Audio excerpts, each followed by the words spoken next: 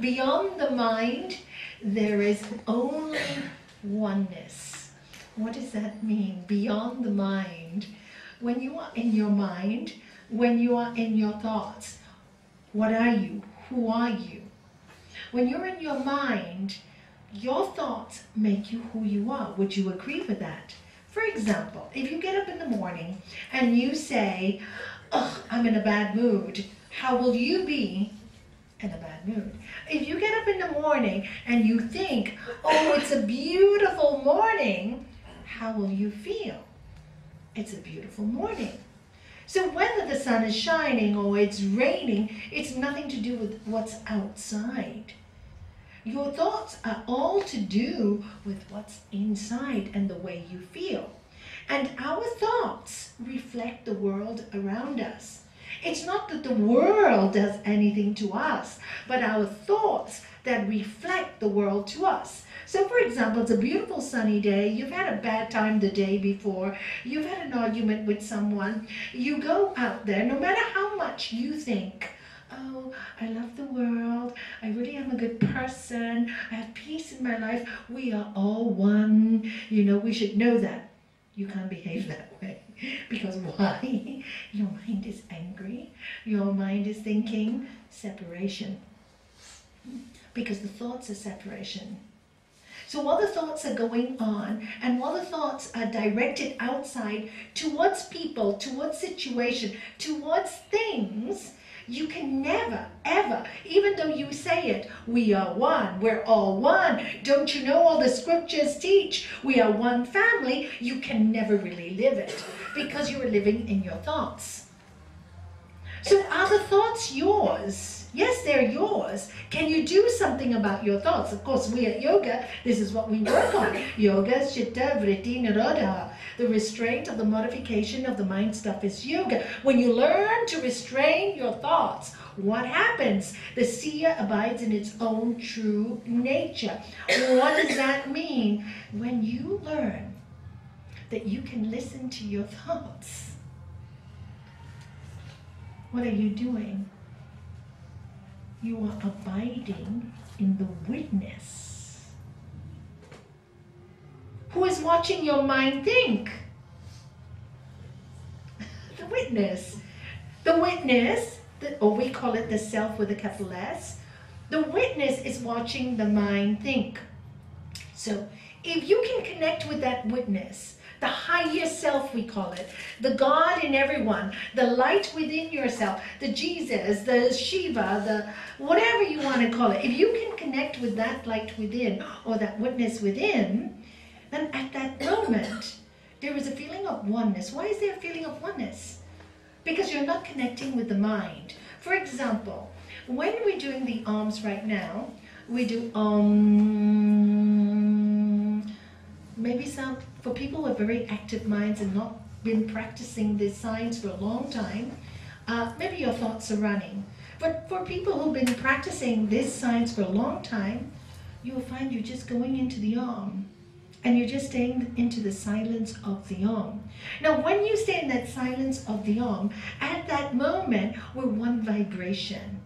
Even though we start at different times, we're one vibration. So what are you doing with that vibration? You're creating a oneness, an energy. This is just in a very mild way.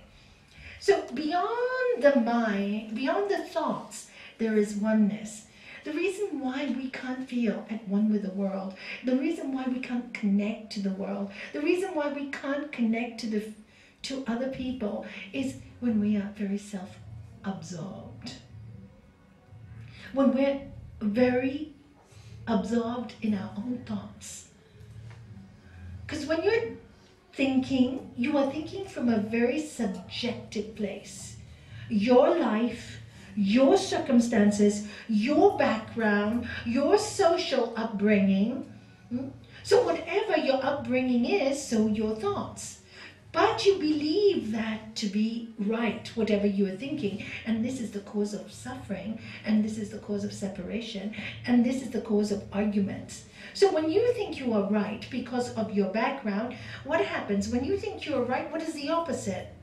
Somebody's wrong. Somebody has to be wrong. And while you think you are right and that somebody is wrong, there can never be a feeling of oneness because it just doesn't exist. For example, if I say my religion is better than yours and we start arguing about it, there can never be a oneness. In this center we go, truth is one, parts are many. We don't argue about different religions. We ask, let's look at the soul, let's look at the spirit. But it's very difficult to do with a troubled mind. So how do you work with your mind? How do you get, well, we teach techniques. How do you get that peace? Meditation, do some hatha yoga, walk. But still, even people who have done it for years still can't get to that peace. Because in order to get to that peace, yes, all these techniques help, but they're just tools.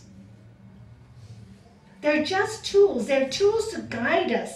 Beyond those tools, we really have to have a really strong understanding of who we really are. And the only way you can have a strong understanding of who you are is to constantly know that you are not your thoughts. Because you can get better with meditation and you can get kinder with a bit more prayer and you become a little bit more compassionate. But ultimately the yogi's goal is to feel that feeling of oneness, to feel it, not only in ourselves, but with the world. But when you learn to feel it with yourself, you can feel it with the world. But what stops us from feeling that peace with the world? Because we keep going back to the individual thought. Very difficult to calm the mind. Anybody tried meditation? How many of you in this room tried meditation? Please raise your hands. Can you tell me how easy is it to keep the mind quiet? You know, I have watched people, or heard people more than that, say they really, when they sit to meditate, all they hear is thoughts, thoughts, thoughts, and they come and they stress themselves up. And they get so angry with themselves, they think they're going nowhere, but really, you are going everywhere. First of all, understand when your thoughts go all over the place, you are actually sitting down and watching them. You are actually, that's a great accomplishment because you're training your body to sit down and then watch your thoughts. When you start to realize your thoughts are all over the place, the next step comes in. Oh, it's exhausting, isn't it? When you have so many thoughts in your head, isn't it the most tiring thing in the world? So the next step was you would use like a mantra, Om, Om, Om, Om, Om. So you don't allow the thoughts to come too deeply into your body, so you get a break. So you use something to help the mind. Or you can use an image that makes you feel happy. Something that changes the process of the thought. Use one thing. Use one thing that elevates your mind. Anything you choose, as Sri Patanjali, the great scientist of yoga, says, choose anything you want. One thing that elevates your mind. Why? Because when your mind is peaceful and elevated, it's actually more quiet. But when the mind is not peaceful or elevated, it's actually more noisy. So be like a scientist. Choose one subject and look at that subject. For example, if you're looking at a candle, be that scientist. Stare into the flame, stare into the flame, stare into the flame till you know the truth about fire and flame. Sri Patanjali in the science of yoga is meditation, dhyana, dharana. Dharana is, first of all, you concentrate on an object. So let's say you concentrate on the flame. Okay, let's get a flame. We focus on the flame. We focus on the flame. Can you all see this flame? It's pretty small, isn't it? But thank you. Thank you very much. Can you all see it? No. I'll hold it. It's okay. Thank you, Lakshmi. Thank you. Can you see it though? It's a bit small. No, you can't see the flame. Let me hold this. Don't worry. Doesn't matter. I'll take this one. We'll take the original. Thank you, guys. No problem. Okay, so can you all kind of see it? It's quite low, that's why. So you focus on the flame, and you focus on the mind will go away. The mind will go somewhere else, but you keep focusing on the flame. Just stare at the flame for me, if you don't mind. Can you all see at the back? Yeah. Okay. Such a small flame, and you can all see from so far back.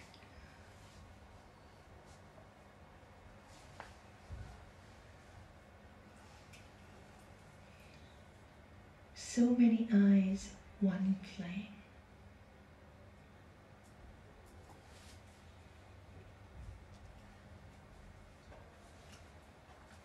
Then you look at the edges of the flame, and after a while you start to see the rays of the flame. The rays that it emits going higher and to the side, upwards.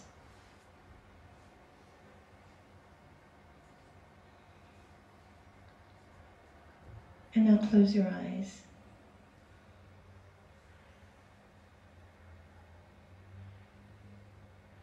Open your eyes, stare at the flame again.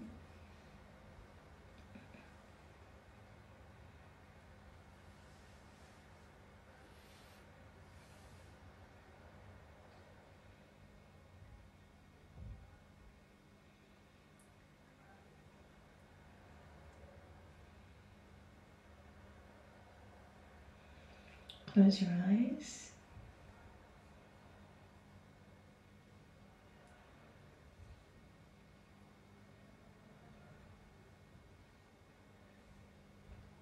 And open your eyes again. What did you see? Anybody? And if you didn't see anything or think anything, doesn't matter also. I'm very lucky I had it right in front of me. The rays start to go forward, all right? So when you close your eyes, did any of you see the flame in your forehead? Okay, this is a big room, hard to do. Please go home and try. Do you see it? Go home. I want you to practice this, okay? It's a really good practice. A flame, light represents light over darkness. Light represents knowledge. Fire to burn off the negative. You know, all these, light represents lots of beautiful things. Healing in the dark. So what you do is, you go home and you practice this. What happens after a while, even for this little while? You and the flame are connected. Not much else going on, it's quite quiet. This is called a state of dharana or concentration. At that point, if you're just focusing on the flame, and you and the flame becoming one, there's very few thoughts going on in your mind. Do you agree? But this takes practice. The more you practice, the quieter the mind happens. Now, so what happens to the old thoughts in your mind as the new thoughts are injected, like the flame and the simplicity of the flame? The old thoughts, the concentrated nonsense, has less space in your mind. Because the mind is training the mind.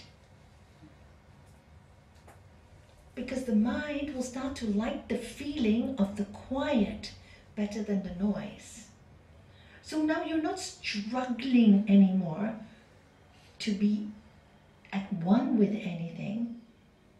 There's no more struggle. It happens automatically. Because the mind is introduced to a form of one-pointedness, one thought. And that one thought takes over all the other thoughts. So that's how you go beyond the mind. And when you go beyond the mind, there is a feeling of oneness. There is a feeling of quiet.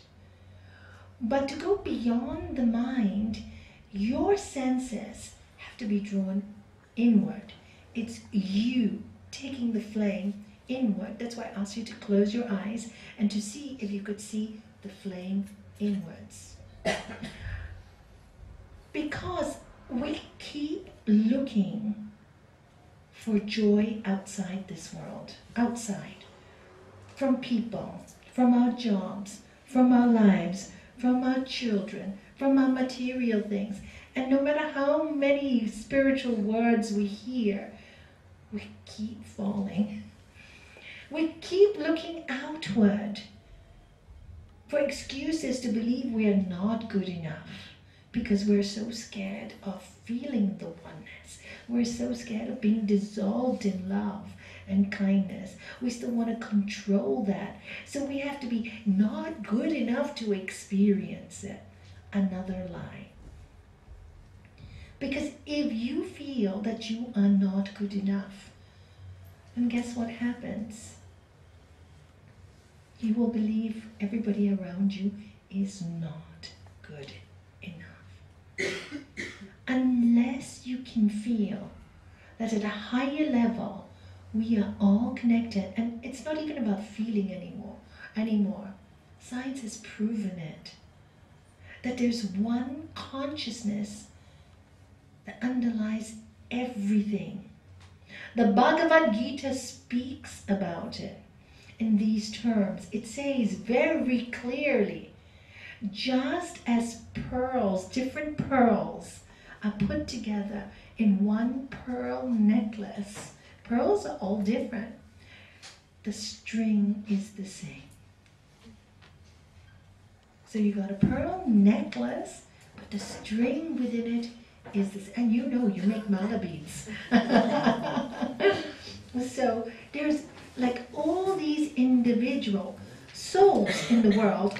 We are all individuals, but at the same time, we are one.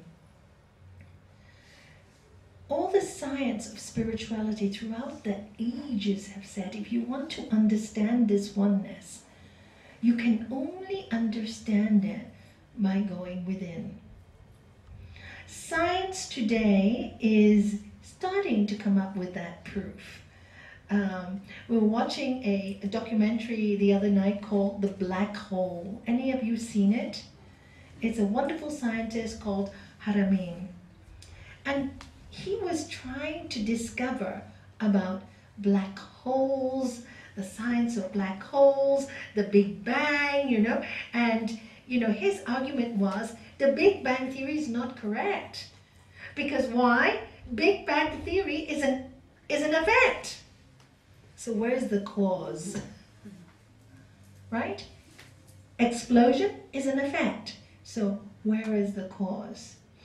And anyway, I'm not a scientist, but he studied it and studied it and studied it, and he realized that in the very center is these black holes, but they're not black holes. These black holes are not empty.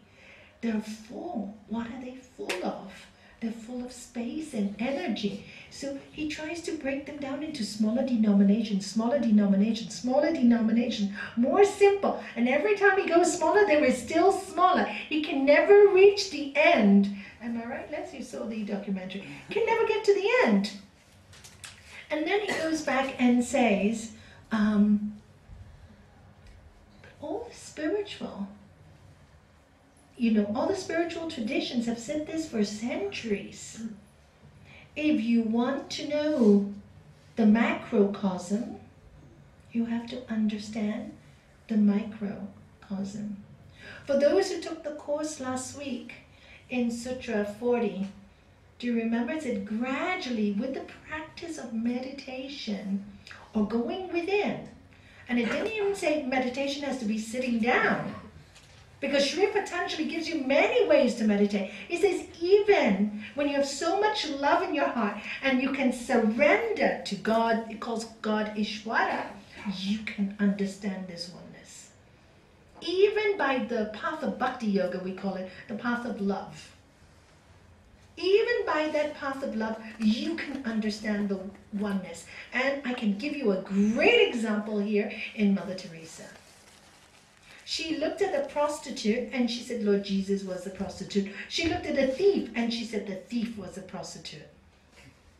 This it's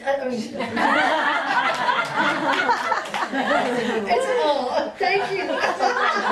All one. It's all one. Thank you. But it was, and I think I was telling the story the other day. My sister went to Calcutta. I don't know if some of you know this story. Many years ago, she had raised funds, 100,000 euros in Hong Kong for Mother Teresa, because Mother Teresa home never asked for money. People just raised money for her when she was alive. She had that energy. People just raised money and gave it to her. Anyway, she went to Calcutta with her husband, and she went to see, Mother Teresa was sitting next to her, and she goes, "Oh, we've raised this for you." At that moment, now just imagine she's about to receive 100,000 euros or whatever it was, and suddenly a prostitute comes through the door, crying, in trouble, with a child, and she goes, "Ah!"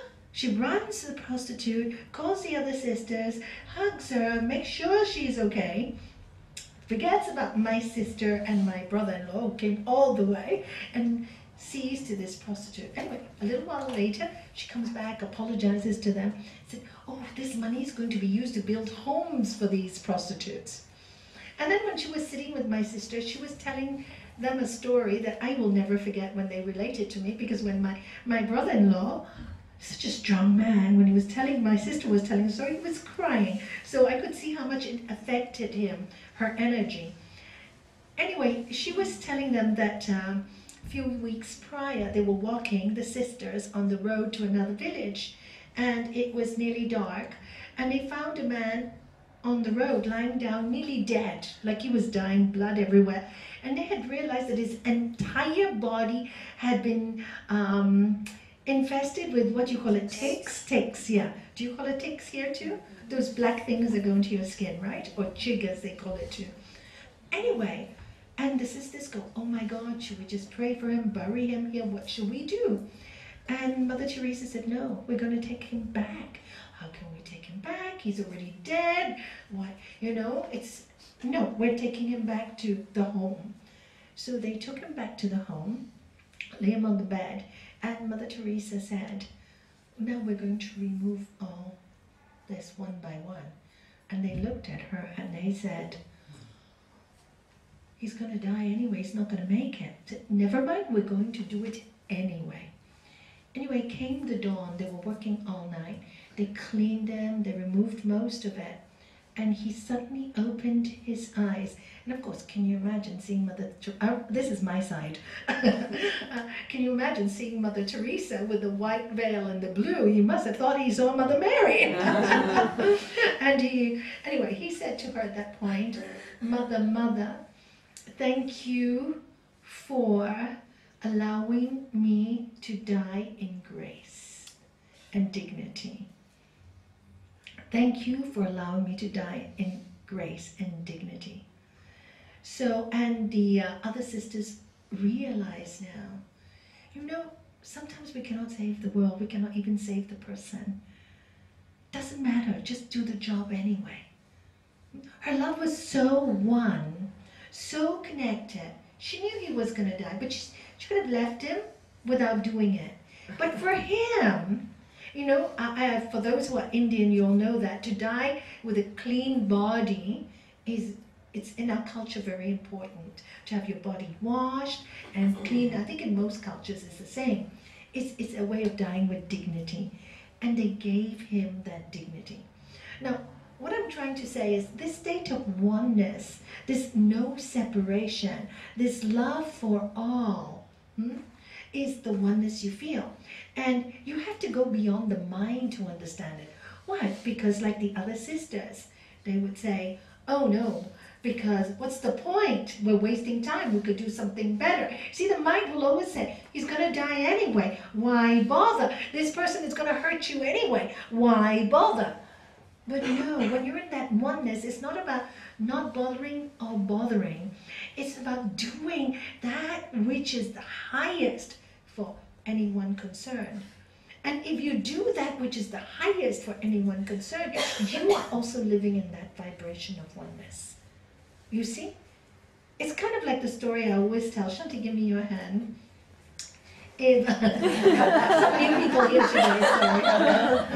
If I get some cream, let's say her hands are dry, and I massage her hands, right? Massage her hands. Whose hands am I massaging as well? Right? And this I learned a few years ago when I was massaging somebody's hands because it was so dry. And they were saying, thank you, Nalanie, thank you, Nalanie. And I go, thank you. I said, why? And I said, I never have time to massage my hands. And now they're all massaged and soft because of you. Because this is the oneness. You know, we think we do things for people. And this is the foolishness of our minds. This is foolishness. We really cannot do anything for anyone. When we do any good, we're doing it for ourselves. You know, and when you can take the joy of the action, without ownership, there is a oneness. You know, wow, thank you for allowing me to serve you because you've been sick. I can serve you and I feel really good about it. And that's the oneness. When you are serving somebody who's ill, for example, and you feel you have to do it as an obligation because you just have to do it, there is an anguish, not a oneness. So, and this is a mistake many people make when they think they do charity. And this is why in the highest scriptures it says, don't think your charity makes you a good person. Yes, of course it's good to do charity. But the real charity is the people who allow you to do it for them. Doing charity doesn't make you good. Good is feeling that love constantly in that oneness. You getting what I mean? And they say it very clearly in our Sri Guru Gita. And it also says very clearly, you know, because when we have monks, they wear orange robes. Orange robes do not a holy person make. So it's not what you wear. It's not what you do. It's how you live and how you feel. Now today, more and more, we cannot feel this oneness because we feel estranged from our own soul, our own spirit, our own selves. You know, the thing about not feeling good about yourself. Okay, so you had a bad background. So somebody hit you. Big deal. You know, yes, go to the psychologist, find out, sort it out. But once you found out and sorted it out, forgive it and let it go. Forgive it and let it go. And say, you know, thank God those people came to my lives because they were my best teachers. Because after suffering so much through these things that I've gone through with these people in my past, it's made me look for a higher way of being. You cannot find the oneness unless you go beyond that thought process. You see, to tell yourself, I have to like everyone and I have to love everyone, artificial, it's not real. It's like you're forcing yourself, and then your actions will be hypocritical.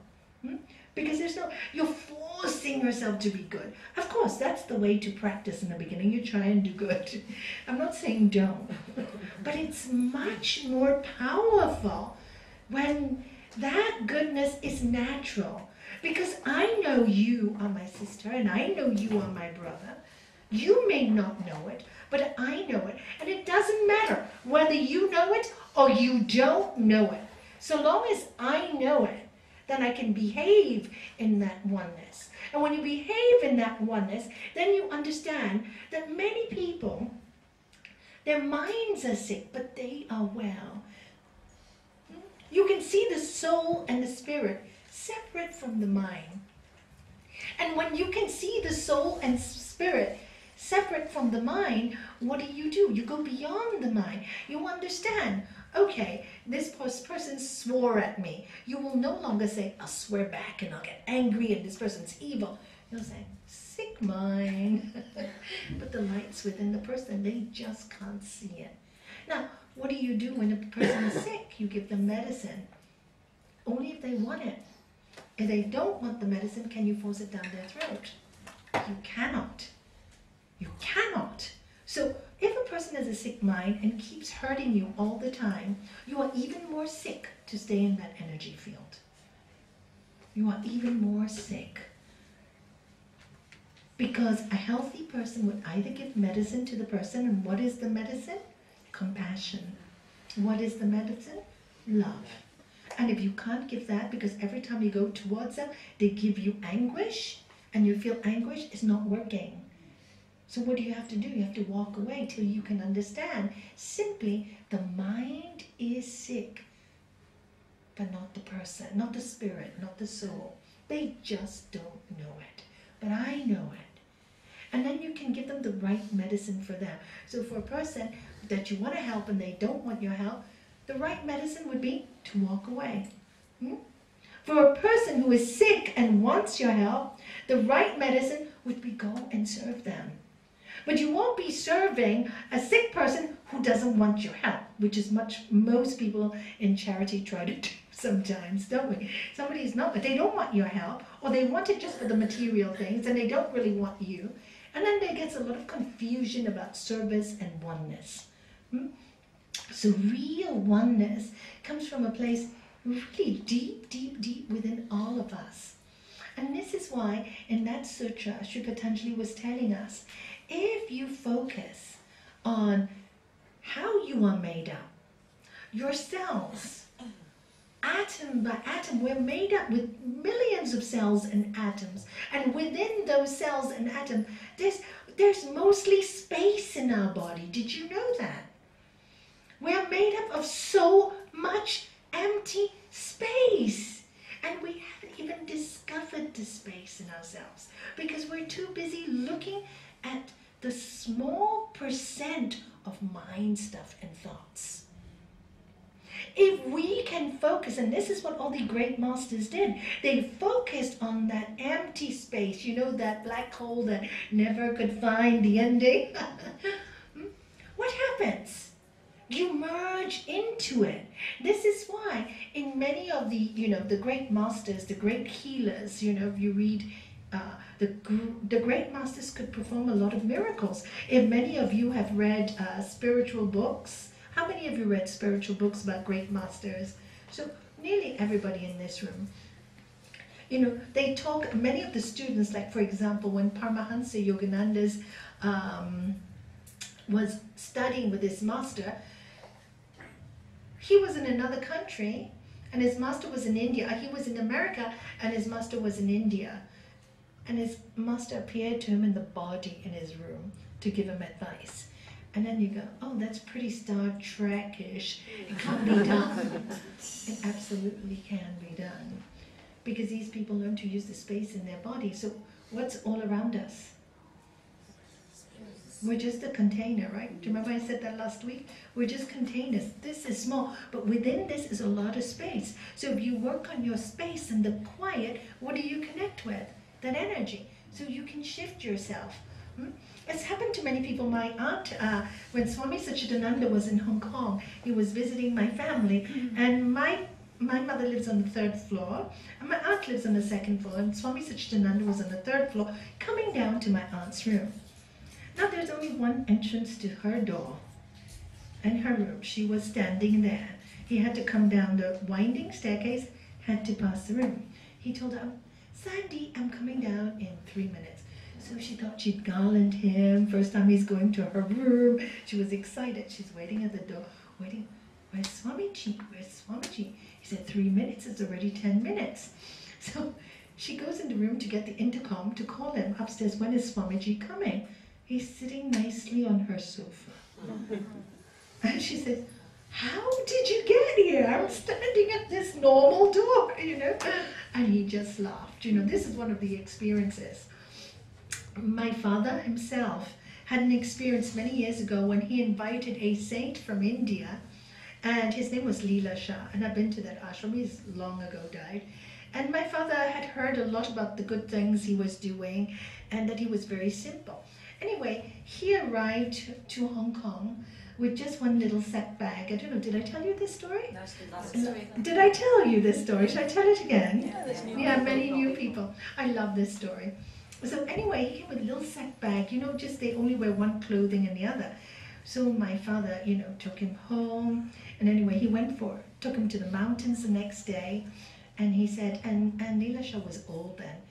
And my father said, Dada is what they call my dad.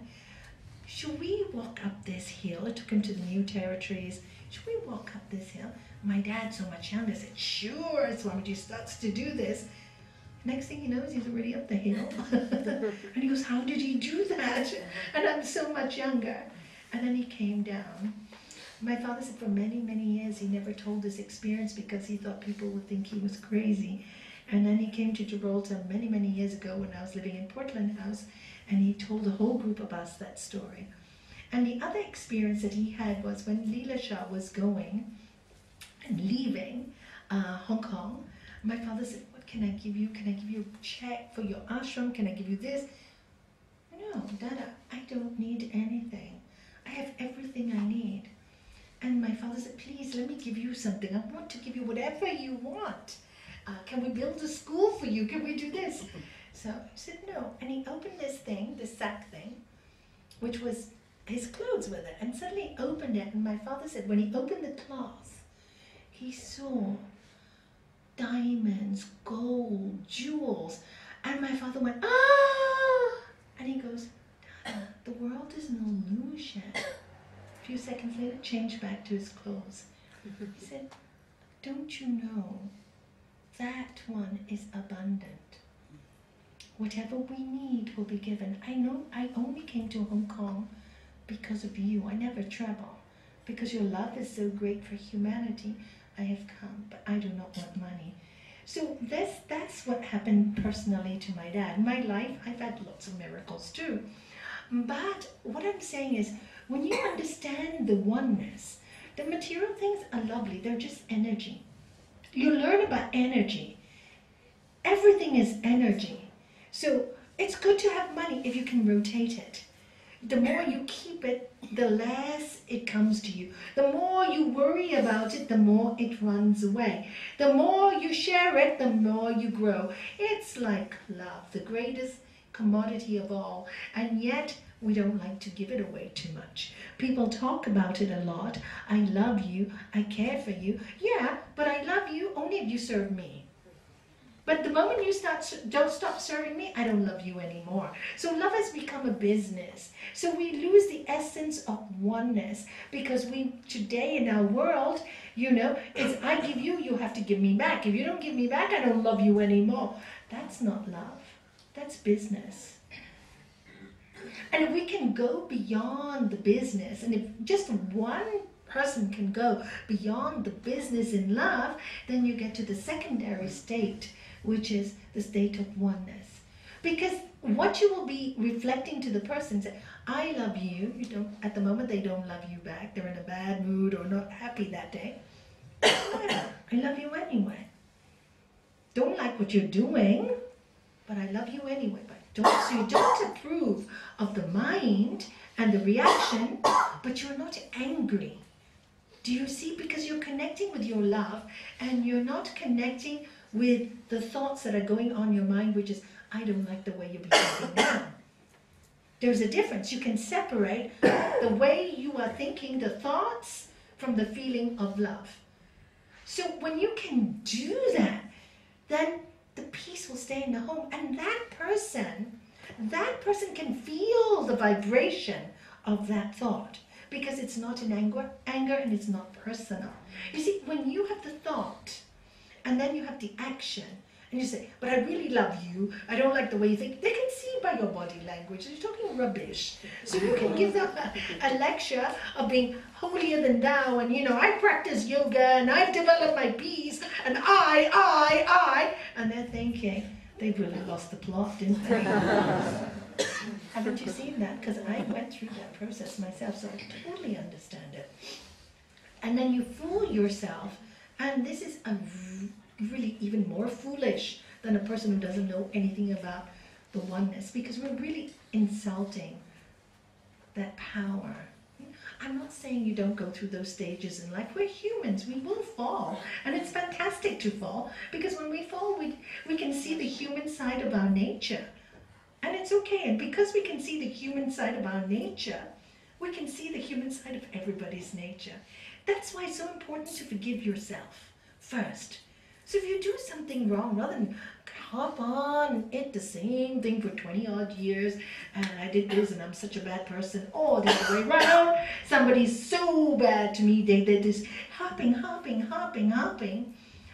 Instead of wasting your time doing that, dissolve that energy into love. Dissolve it. You cannot get rid of it any other way. You can only forgive it and let it go. And forgive yourself first. Forgive yourself first. Forgive yourself of all your mistakes. Forgive, because if you can forgive yourself, and if you can accept yourself, and you can be truthful about yourself, that's the most important. You see the truth. I really wasn't a very good person, and you can laugh about it. Then you can really relax in that oneness. You really can, because you understand that oneness. That oneness is beyond thought. It doesn't judge. It just loves us. Who does the judging? We do. Who hurts ourselves? We do. And when we start to absorb everything, the way people feel about us, we will have no consciousness of who we are. Bless you. Excuse me.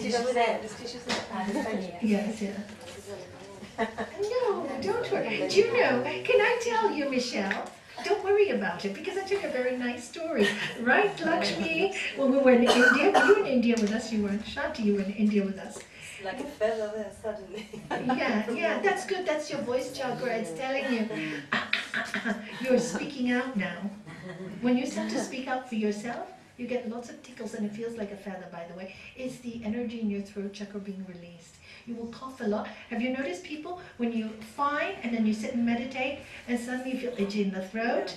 Correct? Do you feel that? It's like that area is cleansing. So the first thing it does when it cleanses is purges. So you'll feel itchy, you'll feel, and also when you meditate, and this is just by the by, when you meditate a lot, and Master Shivananda says that, don't be frightened if sometimes you feel like there's a million ants walking on your body, because your body's tingling, it's all your, have you felt it? Scratching. Yes, correct, yeah.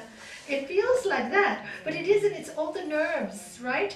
They're all being healed because you're bathing in that space that I was speaking about earlier, that space that belongs everywhere with everything. And of course, all the nerve centers are going to be like this, so the body's going to feel the sensation. It's kind of like when you do deep relaxation after a hatha class, right? You feel the tingling in your fingertips, you feel that energy, because all the nerves are relaxing, the energy is working through your body.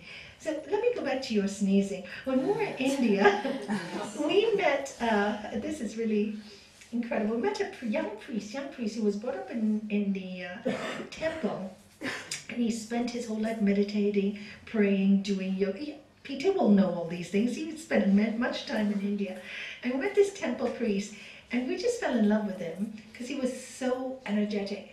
And we brought him back to the ashram where we were staying, or the hotel where we were staying with us. And that night he was talking to us about the oneness, the energy, and somebody sneezed.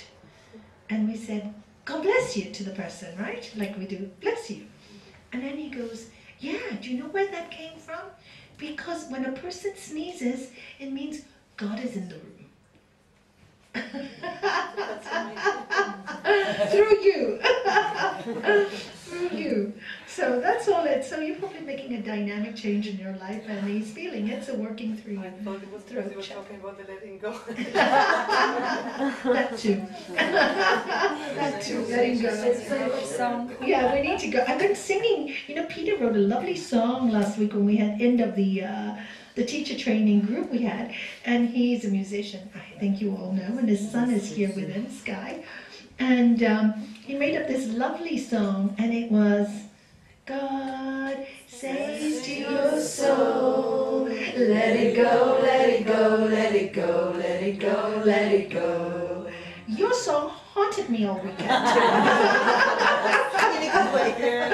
And a blessing, isn't it lovely? Me too. Should we do it one more time so everybody gets it too? Can you say it, Peter? God says to your soul, let it go, let it go, let it go, let it go, let it go. Again. One more time.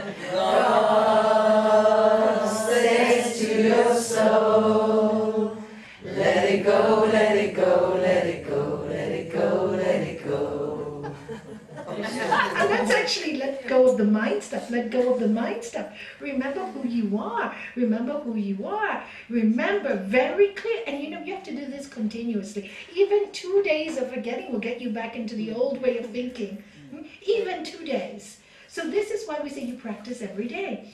Okay, if you can't practice meditation every day, you can practice this every day. Jnana yoga. Who am I? Who am I? Don't get so caught in the world. Don't get so caught in the world. The world is an illusion. I am spirit. I'm space. Decided to come to earth to have an experience. And I'm getting so personal about all my experiences. I'm getting so caught up. But how long will this last anyway? As long as I live. So yes, enjoy the good and the bad and cry with the bad. Enjoy the good, but let it all go. Because when you die, you have to let it go. So you might as well start letting it go when you are living so you can enjoy the oneness. And this is spiritual teaching. Spiritual teaching is while you are living, not when you are dead. It's too late. You no longer have a body. You no longer need to enjoy things. You're meant to enjoy things and taste everything beautiful without attachment to it. And taste everything sour of this earth without attachment to it. So pleasure comes into your life. Enjoy it. Don't say, oh,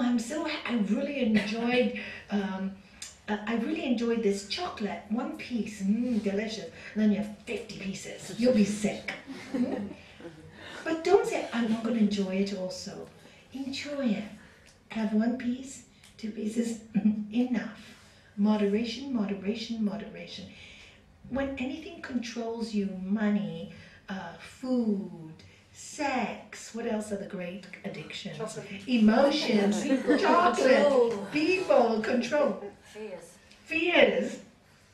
When you allow things to control you, that's when you're really in the mind. That's when you're really in the mind. Because you're living in fear. And when you feel the need to control everything, that's definitely a huge ego.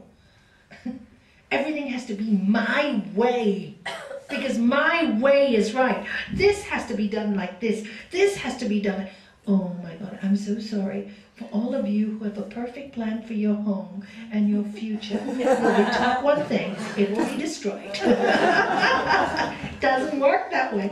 You think you have a control? You've got zero control. I think you've all learned that. So the more you hold on to that control, the less oneness you have. The more you let it go, the more oneness you have. So really, it's all these things that stop us, and all these come from the mind. So we can learn every day to repeat, you know, I'm really spirit. Last night I had a student from Mabea, Maudi, she came over. And she, you know, after the talk, and because she's been, like she was saying, I've been a lot in my mind stuff, but today I'm having a really good laugh. I said, what are you thinking? She said, you know, sometimes I think that God is really having good fun with this Game Boy. You understood what she meant, right? Yeah. We're parts of the Game Boy, and God is playing a game, and He's having fun, and we're crying. We should be having fun, because the Game Boy is projected by God, or the power, for us to, you know, when those stones come and hit you, you're supposed to escape them. You're supposed to get through all your obstacles, right? But if you go, can't play, can't do, oh my God, I fell down each time, oh my God, you lose the game. And that's why, even in Game Boy, you have to play the game over and over and over until you get really good. And then you go, I'm on level 5. That's the next dimension, you're free. You don't get the game. That's right, beyond the mind, you absolutely got it. And when she said that yesterday, I said, I'm definitely going to use it tomorrow for the talk, because I love that analogy, because that's how I feel. We, you know, we say we are the divine within all of us, each one has a spark, but the moment something goes wrong, boo-hoo-hoo, we fall down that hole, something knocks us and we fall. And the challenge of the spirit, and you see those who have great challenges, they, you know, maybe your life is tough in the early years, and when you pass all the challenges, what does it make you? The next level. Then you go to the next level.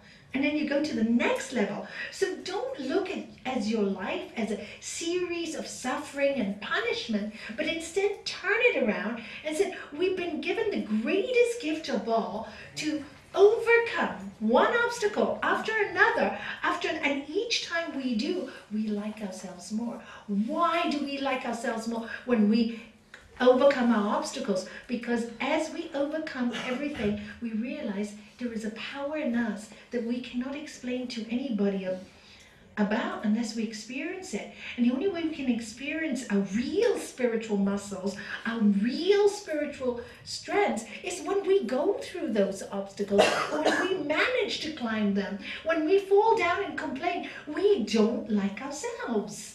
So stop not liking yourselves and start loving yourselves by taking on the challenges. Because the more challenges you take on, the stronger you get and the more you have self-esteem. Why? Because you were born to be great. Each one was in their own way. And by great, I don't mean famous. I mean inside. He's come back to help me. I can't drop that one. One more year. One more year. You'll be clear. Yeah. And so, so whenever you want to be, it's not, greatness is about freedom. It's about freedom. Is the lightness you feel inside. It's like getting up every morning, even if it's a bad day, and you accept, my mind is having a bad time, but I'm full of love inside. It's okay. Then you accept that you're having a bad day. You say, I'm a bad person. I've been practicing in yoga so many years, and I still have a bad day. Who doesn't? Even Lord Jesus did. He had a bad day. He went to the temple and he threw all the stuff and he said, what are you guys doing here? My master, I've seen him at bad days. He had people around him, sometimes so much on top of him. One time I heard him say, shut up and get out. You're all telling me what to do. Leave me alone. We all have bad days. We're human. Stop judging them and putting so much importance on your bad day. That shows a big ego. So you have a bad day? No big deal. So you broke the rule today? No big deal. Who did you hurt? Yourself. The person you hurt across from you said, I'm sorry. I had a bad day. No ego. Why can't you say I'm sorry? Because big ego, I can't be wrong, you see. I have to be right. Now you make all the judgments in your head so that the other person can be wrong. And now that is not oneness. You make every excuse you can so you can be right and they become wrong. So you see why it's so important to understand your own nature, your own personality. And it's nothing wrong with low self-esteem. There's nothing wrong with making a mistake. That's wrong thinking. There's no right and there's no wrong. There is only cause and there is effect. So as you sow, you reap. So if you're going to be angry at the world is going to be angry with you. If you're going to think you're worth nothing, the world will treat you like you're worth nothing. If you think, I have the divine with me, I have the light, and like to share the light, you will see the world will see the light in you. And because they see the light in you, they will see the light in themselves. They'll reflect it. Right? So the moment you think good thoughts about somebody and you love somebody, what happens in your own heart? You love and you feel joyful. You get the benefit. It's like the massage. The moment you hate someone and there's separation, you feel separation. The moment you isolate yourself, I have a story of somebody who was telling me once, a few years ago, a Sangha member, and she was very angry with the Sangha. And I go, why are you so angry at the Sangha? What did they do to you? Why are you so angry with them? She said, oh, when this bad situation happened to me, nobody called me and nobody asked me how I was. And I said to her, do you know how many things have gone wrong for people at the yoga center? This person lost a mom, this person lost this person had this problem, this person was in hospital, this person had broke the legs. Did you call anyone and ask them how they were? She didn't. And then she was complaining about everybody at the center. When I told her that, she just shut up. And I said, now you know why nobody called you. You didn't bother about anyone. Do you see how a mind, it fools us. it really fools us. We think we're such a good person because I give some yoga classes. Oh, come off it. I know people who have nothing and give everything. They have little and they give everything. You know, I remember when I was in India with my dad, we went on a pilgrimage, and my father used to marry all these, pay for weddings in these villages. I was very fortunate to go with him and my mom to experience these wonderful things. So there was this man, his daughter, whose dad paid for his wedding, so grateful. So he invited us to his home for lunch. And I was really so like, the home must have been this square. Outside was a little bucket to bathe. There was this bed where 4 people slept, doubled up as a dinner table.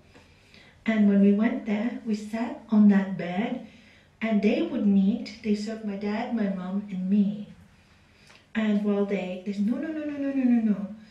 And I said to Dad, how can we do this? He said, give them the honor of serving us. Don't worry, when I leave, I'll leave some money for them.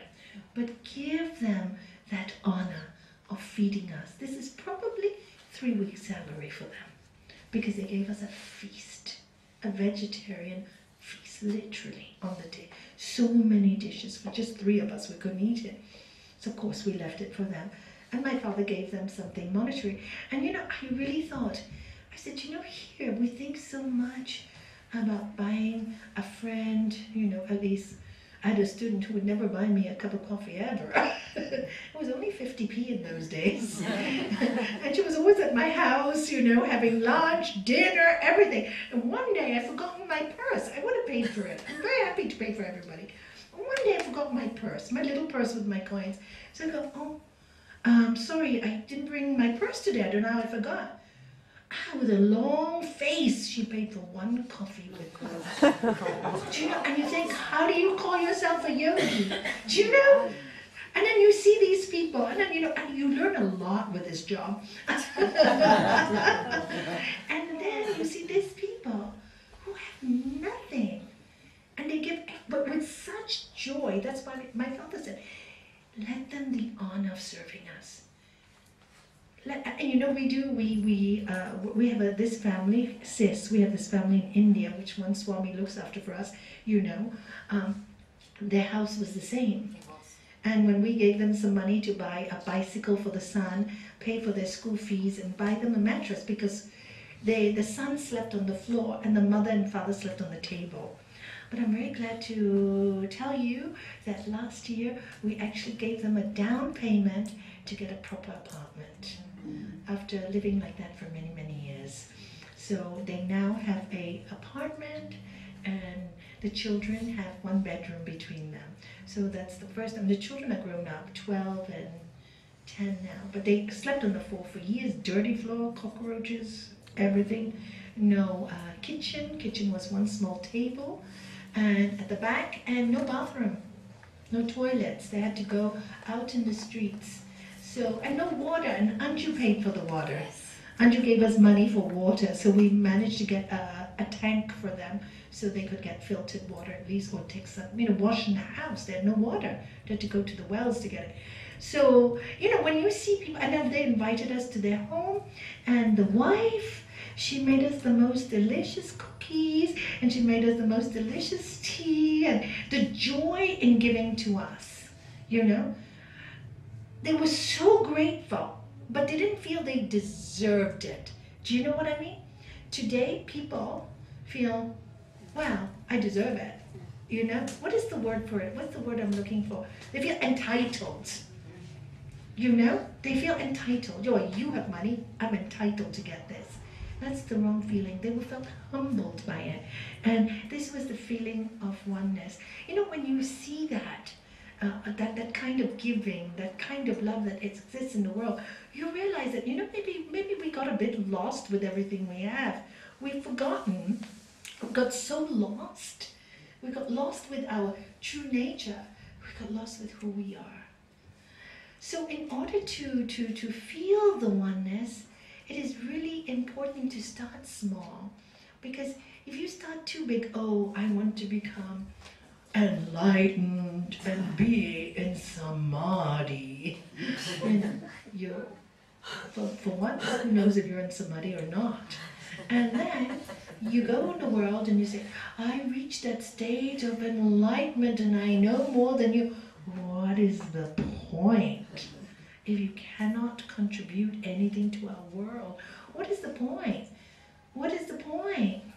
When you're all about you, still in the mind. It's still I, me, and mine. If you reach samadhi, then truly, how can you think anybody is separated? How can you ever believe one person is better than the other? You cannot. Yes, we may be at different levels of learning. True, some people are at higher stage of learning, and some people lower stages, like school, university, right? Some people grade 1, some people are in university. So on this earth, some souls are young, and some souls are older. But better or worse, that is absolute lie. Because I didn't say that, but the scripture said that. Deep in the hearts of all, there is a light of all lights. Again and again, the radiance of Buddha shines in all. All. Every single human being. So there's no real. So if you, yesterday, I must tell you something really funny. Yesterday, one of the students in Soto Grande, in the other hall, said to me she had met a past student who used to come to the center a lot. And she asked her, why don't you come anymore to George Haralila Hall? And her answer was, well, there are too many common people going now. There are too many common people going now. And I had such a, it was Gosha. Gosha, she tells everything straight. You know, she doesn't miss it. Gosha told me that. She said, Nalanie, to me, that there are too many common people coming now. She's calling me common. I said, yes. Calling me common too. And I said, well, it makes me laugh. She hasn't heard a word I've said all these years. And I say, may God send all the common people. I love common people. She lost the plot. It's funny, isn't it? You really have a laugh. I love Gosha because she's straight, honest, and she tells you what she is. Yeah, don't you love her? Do you want to be introduced? No. She's very straight. She's, very, very straight, And of course, it's funny because you don't see this, and people love to mince their words. And she said, do you think I'm common, Nalanie? Definitely. So this is, and then you thought, I said, you don't get it. You haven't got it. You think you're so superior because you've got there are many states of samadhi, and, next year, hopefully, we'll cover this course, Raj Yoga 2, if you all practice really hard. And the different stages of samadhi is when you reach, when you reach some like lovely experiences like some of you had, when you looked at the yantra and you see it. This is what they call, for example, savitaka samadhi, which is samadhi on an object. For example, what I was trying to do with the candle, right? You focus, you focus, you focus. After a while, you and the candle become one. And what happens is after a while, you don't even see anything. If you do it long enough, everything disappears. And you see like somebody said the other day, the yantra, I don't know who said it, just totally disappeared. It disappeared. Was it you, Katie? Oh, no. Yeah, somebody said that, didn't they? Yeah, I can't remember who said it. Yeah, I don't remember, but they said Jessica or something. Yeah, and she said it all just disappeared. Some people said they saw a light, some people saw it vibrating. It's not important what you see or what you don't see, but what's happening is a state of you become one with that object. So of course you see the object for what it really is, according to your mind at that time. And so you see the atoms. Now you're looking at the space of the objects. So you see the space in so you see the atoms. If you see the atoms, that starts to move for you. The same thing with our body. When we start to see the space in our body, it starts to move. It's scientific, it's atomic. you know. So this is really what is happening. Are you freaking out? Are you getting a vision? No, you're becoming more aware of that oneness. That oneness that is in everybody. Because really, take away our body and what is left? Space. So we are one with that space. But probably the individual soul is more dense. The individual soul is more, depending on the state of your mind. You see, thoughts make you dense. Thoughts make you very dense, because the more thoughts you have, the more dense you are, the more materialistic you are, the more miserable you are. Less thoughts you have, the lighter you are, the more spiritual you are, and the more you experience space and love. And there's no time anymore. There's just existence. And you cannot believe ever in that state that you are better than anybody else. And if you do, then you're still in ego. This is my feeling, you know, because then already you're separating, I'm better than you. So watch out. This is the downfall for many spiritual aspirants. They cannot get into the oneness because they start to think, because of my practices, I'm better than somebody else. Maybe more advanced, but not better. Okay, so with that, oh my God, we're 7:30. It's 7:29, so any questions before